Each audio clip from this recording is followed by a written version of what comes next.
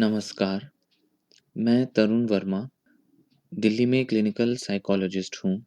इस वीडियो में मैं आपको बताऊँगा कि डॉक्टर्स सोचते कैसे हैं, डॉक्टर्स किस तरह से अपने पेशेंट्स के बारे में, अपने जो ट्रीटमेंट के बारे में डिसीज़न कैसे लेते हैं और उसमें किस तरह की गलतियाँ अक्सर वो कमिट कर देते हैं।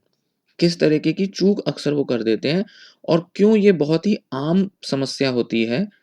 क्लिनिकल डिसीजन मेकिंग मतलब अपने पेशेंट्स को लेकर और ट्रीटमेंट को लेकर, यहाँ तक कि टेस्ट कराने को लेकर भी वो कई बार गलतियाँ भी कर देते हैं और कई बार चूक जाते हैं। हालाँकि ये गलतियाँ वो इंटेंशनली नहीं करते, पर कुछ ऐसे थिंकिंग एरर्स होते हैं, कॉग्निटिव एरर्स जिनको कहा जाता है, जिनकी वजह से सभी डॉक्टर्स कभी न कभी किसी न किसी मामले में गलती करते ही हैं। मेडिकल प्रोफेशनल्स बहुत आम तौर पे ये गलतियाँ करते हैं, उस बारे में मैं इस वीडियो में बात करूँगा। ये जो टॉपिक है ये बहुत इम्पोर्टेंट है, बहुत ज़्यादा ज़रूरी है एज़ अ पेशेंट आपके लिए जानना, एज़ अ फैमिली मेंबर आपके लिए जानना और एज़ अ क्लिनिशियन भी आपके लिए जानना, या साइकोलॉजी स्टूडेंट हो या मेडिकल स्टूडेंट हो, उस तरह से भी आपके लिए जानना ये ज़रूरी है, क्योंकि ये ओवरलुक्ड टॉपिक है। इनफैक्ट मैंने जितना भी इंटरनेट पर सर्च किया है, जितने भी आर्टिकल्स इस पर सर्च किए हैं, मैंने देखा है कि मेडिकल ट्रेनिंग में भी, एमबीबीएस या इंटर्नशिप में भी, एमडी में भी ये टॉपिक पढ़ाया ही नहीं जाता, इस बारे में कभी चर्चा ही नहीं होती। इस तरह का कोई टॉपिक ज़्यादातर मेडिकल कोर्सेज़ में होता ही नहीं है। स्टूडेंट्स को ये बताया ही नहीं जाता कि वे किस तरीके की गलतियाँ कमिट कर सकते हैं अपने डायग्नोसिस देने में या ट्रीटमेंट डिसाइड करने में। तो यहाँ हम बात कर रहे हैं क्लिनिकल डिसीजन मेकिंग के बारे में। डिसीजन बनाने में क्या प्रॉब्लम्स अक्सर आ जाती हैं, एरर्स किस तरह के आ जाते हैं। एक किताब थी जिसका नाम था हाउ डॉक्टर्स थिंक, जिसे लिखा था जेरोम ग्रुपमैन ने। ये पब्लिश हुई थी 2008-2009 के अराउंड। 350 पेज की किताब है और इसे हाउटन मिफलिन हारकोट कंपनी ने, पब्लिशर्स ने इसे पब्लिश किया है। इस बुक के बहुत अच्छे रिव्यूज़ हैं, जिसमें इसी बारे में पूरी चर्चा की गई है कि डॉक्टर्स कैसे सोचते हैं। तो इसमें जो ग्रुपमैन है, GROOP मैन, MAN, इसमें इन्होंने एनालाइज किया है ऑथर ने कि फिजिशियंस किस तरह से डायग्नोस्टिक और ट्रीटमेंट डिसीजंस लेते हैं और इस प्रोसेस को कैसे इम्प्रूव किया जा सकता है। इन्होंने बहुत सारे केसेस डिस्कस किए हैं इस किताब में, जिसमें कि उन्होंने ये चीज़ दर्शाने की कोशिश की है कि अलग-अलग केसेस में डॉक्टरों से क्या चूक हो गई, क्या गलतियाँ हो गई, डायग्नोसिस के और ट्रीटमेंट के डिसीजन लेने में। हर चैप्टर में ग्रुपमैन ने कुछ केसेस प्रेज़ेंट किए हैं किसी-किसी पर्टिकुलर डायग्नोसिस के, जिसमें क्या-क्या एरर्स देखने में आए। खासकर उन फिजिशियंस के द्वारा जो इंडिपेंडेंटली सोच रहे थे, मतलब अकेला डिसीजन ले रहे थे। ग्रुप में केस डिस्कशन करने के बाद डिसीजन लिए गए, उनके बारे में ज़्यादा चर्चा नहीं है। हालाँकि कुछ केसेस में ये भी चर्चा की गई है कि जब केस डिस्कशंस करने के बाद जो डिसीजन लिए गए, वहाँ क्या दिक्कत आ रही थी, और साथ ही साथ ज़्यादातर जो केसेस हैं, वो इंडिपेंडेंट डिसीजंस हैं। इंडिपेंडेंट फिजिशियंस के डिसीजंस के बारे में बात की है। साथ ही साथ उन्होंने इस बारे में भी बात की है कि डिफिकल्ट डायग्नोसिस कैसे बनाए जाते हैं, किस तरीके से डायग्नोसिस की पेचीदगियों को कैसे डॉक्टर्स आम तौर पे कंसीडर करते हैं, सोचते हैं, देखते हैं, और किस तरह से वो उन पेचीदगियों को कई बार ना समझ पाने के कारण, कौन से ऐसे बेसिक ऐसे फैक्टर्स हैं जिनको ना समझ पाने के कारण वो गलतियां कमिट कर देते हैं। खासकर कि इस पूरे बुक के दौरान उन्होंने एक स्पेशल चीज पर या एक इंपॉर्टेंट चीज पर रीडर का ध्यान दिलाया है कि जो कॉग्निटिव प्रोसेस होते हैं, कॉग्निटिव बायसेस होते हैं, जो कि अक्सर इन डिसीजन मेकिंग के दौरान हमारे दिमाग में चलते हैं, डॉक्टरों के दिमाग में चलते हैं, वो कौन से होते हैं, इस पर इन्होंने खास चर्चा की है। ऐसा करने से उन्होंने कई तरीके के कॉग्निटिव एरर्स या बायसेस के बारे में चर्चा की है, जो कि फिजिशियंस अक्सर कॉमनली कमिट करते हैं। हालांकि ये जो एरर्स हैं, ये सिर्फ फिजिशियंस कमिट करते हैं ऐसा नहीं है, हम सभी अपनी रोजमर्रा की थिंकिंग में ये एरर्स दिखाते हैं, पर फिजिशियंस किस तरह से और कौन से एरर्स ज्यादा दिखाते हैं, इस बारे में बात हुई है। जब हम एक बार इन कॉग्निटिव ट्रैप्स या कॉग्निटिव बायसेस के बारे में समझ जाते हैं, तो इनकी वजह से होने वाली गलतियों को हम काफी हद तक प्रिवेंट कर सकते हैं। ये इस बुक का मेन मोटिव है। इस बुक में इन चीजों को मेंशन करने का मेन मोटिव है कि जब आप डिसीजन ले रहे हो, तो डिसीजन लेते समय ध्यान रखें कि आप कोई कॉग्निटिव बायस, कॉग्निटिव एरर तो कमिट नहीं कर रहे, ताकि आप रिकंसिडर करो अपने डायग्नोसिस को, अपने ट्रीटमेंट डिसीजन को, और फिर आप और ढंग से और बेहतर तरीके से सोच सको कि कैसे आपको सही निर्णय, सही डिसीजन लेना है। जैसे एक होता है कमीशन बायस। कमीशन बायस होता है, एक टेंडेंसी होती है जिसमें हम एक्शन लेना जरूरी समझते हैं बजाय इन एक्शन लेने के, मतलब कोई एक्शन ना दिखाने के।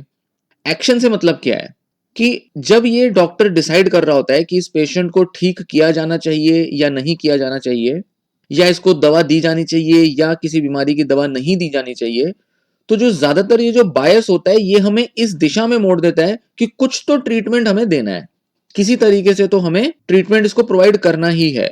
तो डूइंग समथिंग, कुछ करना है पेशेंट के लिए, ये एक बायस भी होता है। अक्सर जब हम डॉक्टर के पास भी जाते हैं, हम मान के चलते हैं कि नहीं, कुछ तो दवा मिलेगी ही मिलेगी, कुछ तो डॉक्टर दवा देगा ही देगा, या डॉक्टर कहता है कि भाई पेशेंट आया है, कुछ तो इसे देकर भेजना ही है, खाली हाथ तो भेजेंगे नहीं, खाली हाथ इसका ट्रीटमेंट किए बिना तो इसे भेजेंगे नहीं। इसका मतलब क्या हुआ? ये साइकाइट्री और क्लिनिकल साइकोलॉजी में बहुत कॉमन है। वो इस तरह से कि अक्सर लोग जब जिस उम्मीद से डॉक्टर को अप्रोच करते हैं, तो वो बहुत ज्यादा एक्सपेक्ट कर रहे होते हैं। जैसे साइकाइट्रिस्ट के पास जाएंगे तो सबसे पहले तो क्विक फिक्स, इमीडिएट कोई मैजिकल सॉल्यूशन की उम्मीद से जाएंगे, दवा की उम्मीद से जाएंगे, फिर कुछ ऐसी सलाह के उम्मीद से जाएंगे जो इमीडिएटली हमारे को हेल्प करेगी और इमीडिएटली हमारी लाइफ में कुछ बदलाव लाएगी। जबकि साइकाइट्रिस्ट या साइकोलॉजिस्ट के पास जाना और उनसे ट्रीटमेंट लेना एक प्रोसेस का हिस्सा होता है, और करीब पहले 1 से 2 हफ्ते तक तो कुछ प्रोग्रेस होती ही नहीं। शुरू के 1-2 हफ्ते में तो डॉक्टर सिर्फ आपको दवा देकर देख रहा होता है कि कौन सी दवा फर्क ला सकती है, या साइकोलॉजिस्ट भी आपके साथ कुछ जानकारी लेकर केवल समझ रहा होता है आपकी कंडीशन को कि क्या किया जाना चाहिए और क्या सजेस्ट किया जाना चाहिए। तो थेरेपी या डायग्नोसिस के डिसीजन लेने में डॉक्टर को टाइम चाहिए होता है, पर होता क्या है, एक प्रेशर होता है प्राइवेट में काम करने का कि अब पेशेंट आया है, उसे कुछ तो देकर भेजना है, नहीं तो वो सोचेगा कि भाई डॉक्टर ने तो कुछ किया नहीं, डॉक्टर को तो कुछ आता नहीं, डॉक्टर के पास जाना तो पैसा और समय बर्बाद करना है, हम यहाँ पर इतने परेशान हैं, हम यहाँ पर इतने दुखी हैं, और ऐसे डॉक्टर के पास आते रहे तो कल को कोई चांस नहीं कि डॉक्टर कुछ ठीक कर भी पाएगा कि नहीं, ये तो डॉक्टर ठीक नहीं है, इसके पास नहीं जाना। तो डॉक्टर के ऊपर ये प्रेशर होता है कि जो भी पेशेंट आया है उसके साथ मुझे कुछ तो करके भेजना है, कुछ तो उसको देकर भेजना है, कुछ तो सलाह देनी है। तो कुछ भी सलाह देने की नीयत से ये जो बायस होता है काम करने लगता है। ये बायस कहता है कि देखो पेशेंट आया है, दवा तो देकर भेजो, पेशेंट आया है, कुछ सलाह देकर भेजो। अब साइकोलॉजिस्ट ज्यादातर केसेस में किसी सलाह के मेंटल स्टेट में नहीं होते, कुछ भी सजेस्ट करने के मेंटल स्टेट में नहीं होते पहले करीब करीब 2 सेशंस में। पर एक जरूरत आन पड़ती है कि नहीं, कुछ तो बताना है, कुछ तो देकर भेजना है, नहीं तो पेशेंट बोलेगा कि ये तो बेकार साइकोलॉजिस्ट है, बेकार डॉक्टर है, इसके पास तो मैं नहीं आ रहा। तो अगली बार वो आएगा ही नहीं, इसलिए कुछ ना कुछ बताकर भेजना है, इस नियत से साइकोलॉजिस्ट क्या करते हैं, डॉक्टर क्या करते हैं, कुछ ना कुछ ट्रीटमेंट दे ही देते हैं। तो इस बायस के कारण तो हैं, पर इस बायस से होता क्या है कि ज्यादा से ज्यादा पेशेंट के लिए कुछ सजेस्ट करने के चक्कर में पेशेंट का डिससेटिस्फेक्शन रेट बढ़ जाता है, खासकर साइकाइट्री और क्लिनिकल साइकोलॉजी में बहुत ज्यादा बढ़ जाता है। रीजन कि इमीडिएट रिलीफ आता नहीं है, इमीडिएट क्योर आता नहीं है, कुछ भी बता दिया, पेशेंट को लगता है यही चीज डॉक्टर बताएगा, डॉक्टर इससे ज्यादा कुछ नहीं बताएगा, डॉक्टर ने तो अपनी तरफ से जो बताना था बता दिया, मुझ पर तो कुछ काम किया नहीं, तो डॉक्टर बेकार है, इलाज बेकार है, ट्रीटमेंट बेकार है, दवा बेकार है। पेशेंट फिर ऐसे डिसीजन ले लेता है। तो पेशेंट इस तरह से ना सोचे तो डॉक्टर क्या सोचता है, बता दो, कुछ तो कर दो, कुछ तो ट्रीटमेंट दे दो, नहीं तो वो किसी और के पास चला जाएगा, नहीं तो हमारा पेशेंट हाथ से छूट जाएगा। ये बायस, कमीशन बायस, अक्सर डॉक्टर्स इससे डील करते हैं, और ये एक बहुत बड़ी समस्या है, खासकर की प्राइवेट प्रैक्टिस में, और कई बार गवर्नमेंट प्रैक्टिस में भी ये बहुत बड़ी प्रॉब्लम देखी जाती है। इसलिए जब ट्रीटमेंट लेने जा रहे हैं तो ट्रीटमेंट लेते टाइम या ट्रीटमेंट देते टाइम जब डॉक्टर दे रहा है तो थोड़ा समय लेकर चलना ही चाहिए, कम से कम 1 से 2 हफ्ते तक कुछ भी ज्यादा उम्मीद करनी ही नहीं चाहिए। और ज्यादातर यही होता है कि पेशेंट 1 या 2 सेशन के बाद अक्सर दोबारा रिटर्न करना पसंद नहीं करते। क्यों? क्योंकि क्विक फिक्स मिला नहीं होता, और जो मिला होता है वो बहुत ही हल्का होता है, जिस वजह से वो इफेक्टिव तो होता नहीं। तो ऐसे में जब पेशेंट भी टाइम नहीं देता डॉक्टर को, डॉक्टर भी पेशेंट का टाइम नहीं ले पाता, तो ऐसे में ट्रीटमेंट्स खराब होते ही हैं, डिससेटिस्फेक्शन रेट हाई होता ही है, ये कमीशन बायस की वजह से। दूसरा एक बायस आता है सेटिस्फेक्शन ऑफ सर्च बायस। इसमें क्या होता है कि जब डॉक्टर कोई पहला क्लिनिकल डिसीजन ले लेता है, उसके बाद वो फर्दर और ज्यादा कुछ डायग्नोसिस में सर्च करने की कोशिश नहीं करता। तो अक्सर क्या होगा, जैसे मान लीजिए कुछ फिजिकल सिम्टम पेशेंट ने इंडिकेट किए, रिपोर्ट किए, तो कह दिया कि ये सोमेटाइजेशन डिसऑर्डर है, या जिसे सोमेटोफॉर्म डिसऑर्डर्स में कहते हैं। फर्दर सर्च नहीं किया कि शायद ये एंग्जायटी डिसऑर्डर हो सकता है, शायद ये डिप्रेशन का पार्ट हो सकता है, शायद ये किसी और तरीके की प्रॉब्लम हो सकती है। नहीं, डॉक्टर ने क्या किया, जो भी उसे पहला क्लिनिकल डिसीजन उसने ले लिया, जो उसको सबसे पहले समझ में आ गया कि इस टाइप के सिम्टम्स इस तरह की बीमारी में होते हैं, उन्होंने फिर फर्दर और ज्यादा डायग्नोस्टिक कैटेगरीज को एक्सप्लोर करने से अपने को रोक दिया। तो वो सेटिस्फाइड हो गए कि हाँ, मुझे अब डायग्नोसिस समझ में आ गया है, अब मुझे पता चल गया कि ये डायग्नोसिस है, अब मैं डायग्नोसिस देकर ट्रीटमेंट शुरू कर देता हूँ या शुरू कर देती हूँ। तो इस तरीके से वो डायग्नोसिस पर जल्दी रीच कर जाते हैं, सेटिस्फाइड हो जाते हैं कि हाँ, अब इसमें और ज़्यादा कुछ पता करने का है नहीं, ये 2-4 सिम्पटम्स पता करे, पेशेंट को ये प्रॉब्लम हो रही है, थोड़ा-सा उसके बारे में पूछा कि किस तरह से ये साइकोलॉजिकल है, पुरानी टेस्ट रिपोर्ट देख ली कि कुछ मेडिकल फाइंडिंग तो आई नहीं, तो ये वही सोमैटाइज़ेशन डिसऑर्डर है, इसको अब डायग्नोस कर दो। और चीज़ें देखनी ज़रूरी हो सकती हैं, डिफरेंशियल डायग्नोसिस करना ज़रूरी हो सकता है, जो डॉक्टर नहीं करता। तो ऐसे में गड़बड़ियाँ हो जाती हैं अक्सर डायग्नोसिस बनाने में। ग्रुपमैन कहते हैं कि ये बात तो अच्छी चीज़ है कि पहले ही हमें समझ में आ रहा है, सैटिस्फैक्टरी लग सकता है काफ़ी कि डिसीज़न ले लिया, कि डायग्नोसिस समझ में आ गया और बहुत कॉन्फिडेंस फ़ील होता है डॉक्टर को कि उसने बड़ी ही जल्दी चीज़ को आइडेंटिफ़ाई कर लिया। पर अक्सर ज़्यादा से ज़्यादा इन्फॉर्मेशन लेना ही हेल्पफुल होता है, सारी चीज़ें पता ना करना नुकसानदेह हो सकता है और अक्सर हो भी जाता है। अगला कॉग्निटिव बायस आता है अवेलेबिलिटी एरर। अवेलेबिलिटी एरर का मतलब होता है कि जो भी सबसे पहले दिमाग में डायग्नोसिस आ जाता है, उसी पर एकदम जज कर देना, उसी पर एकदम डिसीजन ले लेना। ये क्या होता है, अक्सर डॉक्टर के कुछ एक्सपीरियंसेस की वजह से ये बायस आ जाता है। तो मान लेते हैं, जैसे कोई डॉक्टर नया-नया है जो प्रैक्टिस में आया है, उसने देखा कि ज़्यादातर डायग्नोसिस एक पर्टिकुलर टाइप के होते हैं और इस टाइप का जो सिम्पटम होता है, ज़्यादातर वो इस टाइप के डायग्नोसिस में मिलता है। तो उसके दिमाग में सबसे पहले एक आइडिया आया कि ये वाला डायग्नोसिस होगा। उसको लगा ये ना पर्सनैलिटी डिसऑर्डर होगा, बॉर्डरलाइन पर्सनैलिटी होगी। अब पर्सनैलिटी के बारे में सोचना, पर्सनैलिटी पर ध्यान देना सही चीज़ है, अच्छी बात है। पर इमीडिएटली ये डायग्नोसिस दिमाग में जब एक बार क्लिक कर गया, उसके बाद डॉक्टर ने खुद के उस आइडिया को चेक करने की, वेरीफाई करने की कोशिश नहीं की। मतलब पहले तो सैटिस्फैक्शन ऑफ सर्च में ये था कि डॉक्टर ने पूरी जांच पड़ताल करके एक डायग्नोसिस बनाया और उसको फिर उतना ही बनाए रखा, आगे एक्सप्लोर नहीं किया। यहां पर दिमाग में जो क्लिक कर जाता है, पहले दिमाग में जो सबसे पहले आइडिया आ जाता है, उस पर डिसाइड कर लिया। मतलब कि डॉक्टर ने किसी चीज के बारे में ज्यादा पढ़ा है, ज्यादा एक्सपीरियंस किया है, किसी डिसऑर्डर के साथ काम ज्यादा किया है या कोई ऐसा डिसऑर्डर है जो ज्यादा मिलता है, तो डॉक्टर को लगा यही होगा, समझ में आ गया मुझे। इमीडिएटली वो डिसीजन ले लेता है, जजमेंट ले लेता है। तो ये है अवेलेबिलिटी एरर। मतलब जो भी सबसे रीसेंट और जो भी सबसे इजीली अवेलेबल हो रहा है दिमाग में, उस पर डिसीजन ले लेना। ये जो बायस होता है, ये अक्सर डॉक्टर्स की थिंकिंग को इस तरह से भी इन्फ्लुएंस करता है कि डॉक्टर्स को लगता है कि ज्यादातर केसेस तो इसी टाइप की बीमारियों के आते हैं, ज्यादातर बीमारियां तो इसी टाइप की होती हैं, डिप्रेशन और एंजाइटी होता है, इससे ज्यादा तो कुछ होता नहीं है। तो ऐसे में डॉक्टर क्या होता है, बायस्ड होकर वर्क करने लगते हैं और वो वैरायटी ऑफ डायग्नोसिस में एक्सप्लोर नहीं कर पाते, ज्यादा समझ नहीं पाते। नेक्स्ट आता है एंकरिंग एरर। एंकरिंग बायस जो होता है, वो होता है कि जो सबसे पहला जो सिम्टम रिपोर्ट किया गया है, उसके बेसिस पे डिसीजन ले लेना। मतलब अगर सबसे पहले किसी ने कहा मुझे नींद की समस्या है, तो एकदम से डिसीजन ले लेना कि इंसोम्निया है। जबकि नींद की प्रॉब्लम एंजाइटी, डिप्रेशन और भी कई तरीके की लाइफस्टाइल प्रॉब्लम, पर्सनैलिटी डिसऑर्डर्स में होती हैं। ये नहीं देखा कि वो किसी और डायग्नोसिस की वजह से हो सकता है। जो इनिशियल सिम्टम आया, सिम्टम के बेसिस पे डायग्नोसिस बना लिया। तो ये होता है एंकरिंग बायस, जिसमें क्लिनिकल जजमेंट कई बार इनएक्यूरेट होती है। नेक्स्ट आता है एट्रीब्यूशन एरर। मतलब कि ज्यादातर लोगों को एक ही टाइप के डायग्नोसिस में फिट करना, कि ज्यादातर लोगों को कहना ये डिप्रेशन के ही है, डिप्रेशन के ही होते हैं। एट्रीब्यूट करते रहना अपने पास्ट एक्सपीरियंसेस की वजह से, या जैसे किताबों में पढ़ लिया कि 20-30% पेशेंट जो होते हैं वो इस बीमारी के होते हैं, 5% पेशेंट इस बीमारी के होते हैं। किसी ने भी कह दिया कि मेरे को रिपीटेटिव थिंकिंग आती है, तो ये ओसीडी का पेशेंट है, क्योंकि सारे जो रिपीटेटिव थिंकिंग होती है वो सिर्फ ओसीडी में ही होती है। जबकि ऐसा नहीं है। रिपीटेटिव वर्ड यूज करना पेशेंट के लिए ये कन्वीनियंट हो सकता है, ये पेशेंट की थिंकिंग का पार्ट हो सकता है। बट जरूरी नहीं कि जो रिपीटेशन थिंकिंग बोला जा रहा है वो सिर्फ ओसीडी का ही पार्ट हो, सिर्फ इसलिए क्योंकि रिपीटेटिव थिंकिंग ओसीडी में मिलती है। रिपीटेटिव थिंकिंग तो नेगेटिव थिंकिंग भी होती है, जो डिप्रेशन, एंजाइटी में भी मिलती है। एक ही चीज के बारे में बार बार सोचते रहते हैं, तो जरूरी तो नहीं कि वो ओसीडी वाली थिंकिंग ही हो। तो हम क्या करते हैं, एक कुछ बात बोल दी जाती है या एक कोई सिम्टम को रिपोर्ट कर दिया जाता है और हमें लगता है कि ये इसी बीमारी का पार्ट है, इसी बीमारी में इसको डायग्नोस कर दो।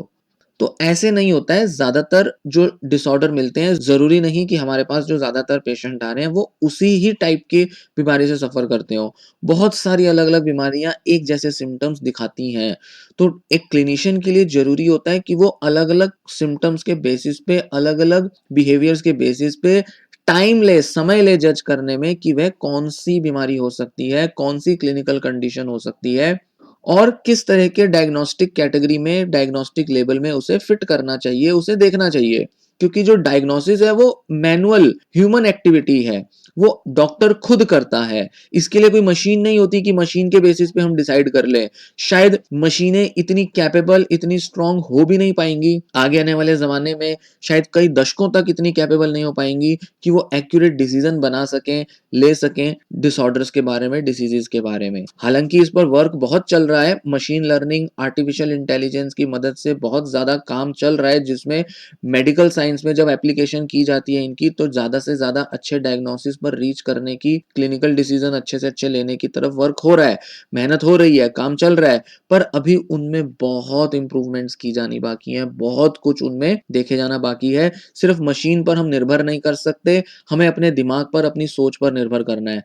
और जो सोच होती है डॉक्टर की वो बायस्ड हो जाती है, वो अधूरी इंफॉर्मेशन या जल्दी डिसीजन लिए जाने की जो होड़ होती है उसकी वजह से वो गलत डिसीजन हो जाते हैं, बायस्ड हो जाती है थिंकिंग। तो इस वीडियो में जो हमने बात की कुछ बायसेस के बारे में, वो कुछ ऐसे बायसेस हैं जिसके तरह से डॉक्टर सोचते हैं और जो अपनी क्लिनिकल डिसीजन मेकिंग में एरर्स कमिट करते हैं। हमने कुछ बायसेस पर बात की जो कि जेरोम ग्रुपमैन की बुक पर आधारित हैं, हाउ डॉक्टर्स थिंक, जो कि 2008 में पब्लिश हुई थी। इसमें ग्रुपमैन ने इसमें से कुछ बायसेस के बारे में बात की है, जैसे commission bias, satisfaction of search bias, availability error, anchoring error, attribution error, इस तरीके के कुछ एरर्स या बायसेस के बारे में उन्होंने बात की है। इसके बारे में और भी उन्होंने चर्चा की है, पर इस वीडियो में मैं इतना ही बता रहा हूं फिलहाल। तो ग्रुपमैन जो है वो कहते हैं कि भले ही हमारे पास टेक्नोलॉजीज तो बहुत अवेलेबल है, पर हमारी जो भाषा है वो एक ऐसी है जो लिमिट कर देती है हमारे क्लिनिकल वर्क को। मतलब भाषा की लिमिट्स हमारी मजबूरी है। मतलब पेशेंट जो रिपोर्ट कर रहा है और पेशेंट जो हमें कह रहा है और हम जिस तरीके से पेशेंट की बीमारी को समझ रहे हैं, उसमें भाषा की लिमिट्स हैं। पेशेंट बोलता कुछ है, एक्सपीरियंस कुछ कर रहा होता है, हमें एक्सप्लोर करना होता है कि शरीर में, दिमाग में, मन में चल क्या रहा है। उसको हमें कई तरीके के क्वेश्चंस के थ्रू, कई तरीके की इंटरव्यू के थ्रू क्लैरिफाई करना होता है। तो इनिशियली हम नहीं बता पाते। इनिशियली हम भाषा की कुछ लिमिट्स के कारण नहीं बता पाते। हम रिपोर्ट करेंगे नेगेटिव थिंकिंग। नेगेटिव थिंकिंग 100 तरीके की होती है। कोई भी नेगेटिव थिंकिंग डिप्रेशन नहीं होती, एंग्जायटी नहीं होती या ओसीडी नहीं होती। पता करना होता है उसको। तो डॉक्टर्स जो होते हैं वो एक एल्गोरिदम की तरह यूज करते हैं अपनी डायग्नोस्टिक इंटरव्यूइंग को, उस पर बेस करते हैं। एल्गोरिदम मतलब एक-एक करके वो सवाल पूछ-पूछ के धीरे-धीरे रूल आउट करते हैं उन डायग्नोसिस को जो कि पेशेंट का नहीं है और धीरे-धीरे उस डायग्नोसिस पर पहुंचने की कोशिश करते हैं जो कि एक्चुअल बीमारी पेशेंट की हो सकती है। तो ऐसे धीरे-धीरे अप्रोच किया जाता है। एक पूरा एक एल्गोरिदमिक अप्रोच होती है, पूरा एक स्टेप बाय स्टेप अप्रोच होती है जिसके थ्रू डिसीजन लिया जाता है। और कई बार जब हम इस एल्गोरिदम को पूरा फॉलो नहीं करते, जब बीच में ही हम किसी एल्गोरिदम को खत्म कर देते हैं, मतलब डिसीजन ले लेते हैं, तब हमसे एरर कमिट हो जाते हैं, तब गलतियां हो जाती हैं डॉक्टरों से। तो ये वीडियो मैं यहीं समाप्त करता हूँ। उम्मीद है ये जानकारी आपको पसंद आई होगी और आपको समझ आया होगा कि डॉक्टर्स किस तरह से डिसीजन लेते हैं पेशेंट्स के बारे में, किस तरह से वो डायग्नोसिस या ट्रीटमेंट पर डिसाइड करते हैं और कैसे वो गलतियां कमिट कर देते हैं, कैसे वो गड़बड़ियां कर देते हैं। यहाँ गड़बड़ियों पर ज़्यादा फोकस किया, बायसिस पर फोकस किया। आगे आने वाले किसी वीडियो में मैं बताऊंगा कि डायग्नोसिस बनाए कैसे जाते हैं, डायग्नोसिस बनाने के पीछे डॉक्टर्स की सोच कैसे काम करती है और क्या ऐसे पहलू होते हैं जो डॉक्टर्स ध्यान में रखते हैं जिससे कि डायग्नोसिस बनाए जाते हैं। आगे कभी किसी वीडियोस में जब मुझे ऐसी कुछ एजुकेशनल कंटेंट आपको देना होगा, बताना होगा, तब मैं आपको ये सब जानकारी दूंगा। फिलहाल ये जानकारी आप में से बहुत लोगों के लिए यूजफुल हो सकती है क्योंकि आपको लग सकता है कि आपको गलत डायग्नोसिस दिया गया है या आपको जो डायग्नोसिस दिया गया है वो अधूरा है या 3 डॉक्टर जो हैं वो तीनों अलग-अलग डायग्नोसिस दे रहे हैं, ऐसा क्यों हो रहा है? ऐसा क्यों हुआ मेरे साथ? ये डॉक्टर्स ऐसा क्यों कर रहे हैं? क्या डॉक्टर्स गलत हैं? क्या बीमारियाँ गलत हैं? आखिर मेरे को कुछ ऐसी कॉम्प्लिकेशन है जो डॉक्टर्स पता नहीं कर पा रहे हैं? तो ऐसी कई सारे इश्यूज़, कई सारी प्रॉब्लम्स आपको फेस करने में आती होंगी, आप कन्फ्यूज़ होते होंगे, ना ही सिर्फ साइकियाट्रिक डिसऑर्डर्स के मामले में, जबकि फिज़िकल डिसीज़ेज़ के मामले में भी कई बार एक ही बीमारी कई-कई तरह से बता दी जाती है, या एक ही बीमारी के डायग्नोसिस तक पहुँचने में कई बार आपको कई-कई डॉक्टरों से मिलना पड़ जाता है। या कई बार एक ही डॉक्टर पहले कुछ डायग्नोसिस बताता है और बाद में कुछ और डायग्नोसिस बता देता है। तो ऐसे में ये प्रॉब्लम्स बहुत जायज़ है, बहुत वैलिड है, और एज़ अ पेशेंट आपके लिए भी समझना ज़रूरी है कि डॉक्टर के साथ पेशेंस रखें, डॉक्टर के साथ थोड़ा धैर्य बना के रखें, ताकि वो आपका सही इलाज कर पाए और आप इस चीज़ को समझ सकें कि डॉक्टर्स के साथ अगर गलतियाँ हो रही हैं, तो वो एक नेचुरल एरर्स होते हैं, ह्यूमन थिंकिंग एरर्स होते हैं। ये बात सही है कि कुछ डॉक्टर ज़्यादा गलतियाँ कमिट करते होंगे या कुछ कम करते होंगे, पर ज़्यादातर जो होता है वो ये कि किसी-किसी केस में अक्सर डॉक्टर गलतियाँ कमिट करते हैं, आम तौर पर सभी के साथ गलतियाँ कमिट नहीं करते। ज़्यादातर डॉक्टर्स जानते हैं कि जो बीमारियाँ हैं वो क्या हैं, उन्हें कैसे डायग्नोज़ करना है और वो किस तरीके का ट्रीटमेंट डिमांड करती हैं। पर कभी-कभी अगर चूक हो जाए, तो वो समझ में आना चाहिए कि वो क्यों हो जाता है अक्सर। इस वीडियो को लाइक करें, इस वीडियो के नीचे कमेंट करें, साथ ही किसी को अगर इसकी हेल्प दी जा सके तो उसके साथ इसको शेयर भी करें या आप सोशल मीडिया पे शेयर करें, और चैनल भी ज़रूर सब्सक्राइब करें अगर आपने अभी तक चैनल सब्सक्राइब नहीं किया है तो। धन्यवाद।